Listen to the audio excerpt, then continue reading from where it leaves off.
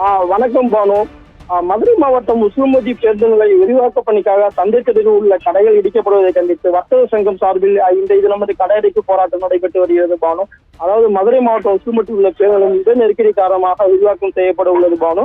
இதற்கான டெண்டர் அறிவிக்கப்பட்டு தற்போது பேருந்து நிலையம் இடிக்கப்பட்டு வருகின்றன. இந்த விரிவாக்க பணிக்காக பேருந்து நிலையம் அருகே உள்ள சந்தை தெருவில் உள்ள தினசரி சந்தை செயல்படுத்தும் 140க்கும் மேற்பட்ட கடைகள் இடிக்கப்பட உள்ளன பானு. இக்கடைகள் அரசு சார்பில் கையகப்படுத்தப்பட்ட உள்ளன. இந்நிலையில் சந்தை தெருவில் கடைகளை இடித்து அதனை நம்பியுள்ள சுமார் 5000க்கும் மேற்பட்ட குடும்பத்தின் வாழ்வாதாரம் பாதிக்கப்படும் எனவும், அதாவது கடைகளை இடிக்காமல் புதிய இடத்தில் பேருந்து நிலையம் அமைக்க வேண்டும் மற்றும் புறவழிச்சாலை அமைக்க வேண்டும் என வியாபாரி சங்கத்தினர் தொடர் கோரிக்கை விடுத்து வருகின்றனர். இந்த நிலையில் இந்த தினம் வர்த்தக சங்கத்தின் ஆதரவுடன் இந்த ஒரு நாள் கவன ஈர்ப்பு கடையடைப்பு போராட்டம் நடைபெற்று வருகிறது. எனது தேர்தலுக்கு 2 தினங்களே உள்ள நிலையில் இது வரும் உசிலம்பட்டி பகுதியில் மதுரையில் உசிலம்பட்டி அப்பகுதி முழுவதும் கடையடைப்பு போராட்டம் என்பது ஒரு பெரும் பரபரப்பை ஏற்படுத்தியுள்ளது பானு. ஏன்னா கிட்டத்தட்ட 5000க்கும் மேற்பட்ட கடைகள் அடைக்கப்பட்டிருப்பதால் உசிலம்பட்டி பகுதியில் வெறிச்சோடி காணப்படும் ஒரு சூழ்நிலை ஏற்பட்டுள்ளது பானு.